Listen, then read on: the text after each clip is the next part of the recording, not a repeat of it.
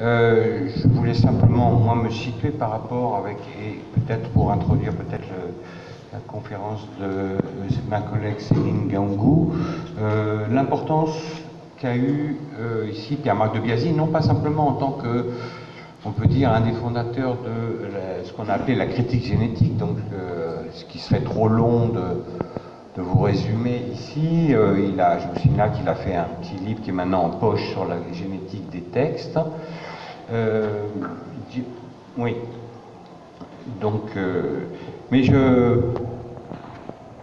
nous sommes dans une école de formation, je voulais juste vous citer quand même une phrase d'un manuel de critique génétique, et qui semble peut-être résumer un petit peu l'intérêt que peut avoir ici, pas uniquement pour la recherche, mais peut-être même pour la didactique. J'extrais donc de Qu'est-ce que la critique génétique? N'a-t-on jamais envisagé de montrer aux élèves de l'école primaire, qui ont tout le mal du monde à maîtriser les mouvements physiques contraints de l'écriture manuscrite, et qui, un peu plus tard, doivent apprendre à rédiger, n'a-t-on jamais envisagé de leur montrer l'énergie dépensée par des écrivains sur leurs feuilles de brouillon?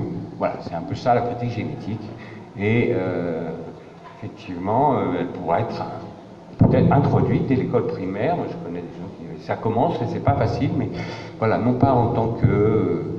Parce que, pourquoi la critique génétique? C'est montrer tout simplement que le texte n'existe pas. C'est le titre d'un article fondamental et fondateur de Louis Hay, qui est toujours présent, mais qui, dans Poétique, lu à l'époque, le texte n'existe pas. Le texte, en tant que... Peut-être que le texte, en tant que le texte n'est variétour, le texte immuable, voilà, c'est la génétique, c'est l'étude des processus qui peuvent aboutir à un texte, mais le texte est toujours provisoire, puisque maintenant il y a un numéro de... la critique génétique a une revue qui s'appelle Genesis, et un des derniers numéros, justement, s'appelle Après le texte, parce qu'après le texte aussi, on peut revenir sur le texte, comme c'est monté. Voilà, donc... ça serait un peu long. Alors oui, Pierre-Marc de Biasy, on s'est rencontrés, on peut dire, moi quand j'avais publié des inédits de Sonia Boutancy, des brouillons, enfin des avant-textes, des brouillons, en 2005, pour le 10e anniversaire. Il avait été très intéressé, alors qu'on avait eu beaucoup de mal à publier ces inédits, ce coffret. Il en a fait il nous a invités au magazine littéraire où il a fait ses entrées, donc c'était quand même une première fois que on peut dire qu'on saluait l'œuvre d'un écrivain africain dans le magazine littéraire et surtout dans des inédits. Voilà, et peu après, donc, moi je suis revenu en France et il a fondé, enfin il nous a demandé avec, à moi et à surtout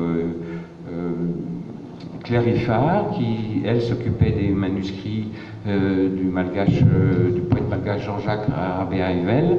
Voilà, si on voulait peut-être créer au sein de l'ITEM, c'est l'Institut des textes et manuscrits modernes, qui avait été fondé il y a un certain temps, de créer une équipe qui s'occuperait des manuscrits d'Afrique, Caraïbes.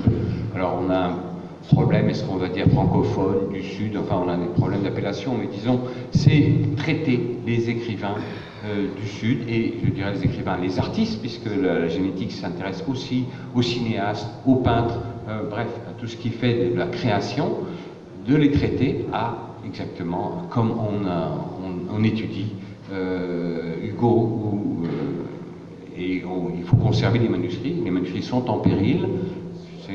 Travaillant en Afrique, comme c'est souvent difficile, les gens ne s'intéressent pas, ils pensent que ça ne sert à rien, on jette, on brûle, etc. Et voilà, c'est alerter l'intérêt. Maintenant, vous savez qu'on parle de restitution des œuvres qui sont en France, voilà. Désolé, par exemple, que les manuscrits de Sonia Boutancy se soient effectivement conservés maintenant à la bibliothèque de Limoges. Il n'y a pas de lieu à Brazzaville où on peut conserver ces manuscrits dans de bonnes conditions et surtout les rendre accessibles. C'est ça, ou alors les vendre aux universités américaines qui s'en occupent bien, il faut dire, qui les rendent accessibles, mais je voulais dire, et puis donc ma collègue voudra dire, je voudrais juste, puisque j'ai dit que je ne faisais pas de conférence et qu'on a parlé de culture, lire juste un petit passage d'un inédit de Sony que j'ai trouvé justement dans un de ses carnets, qui porte justement sur la culture et sur ce que c'est qu'une conférence.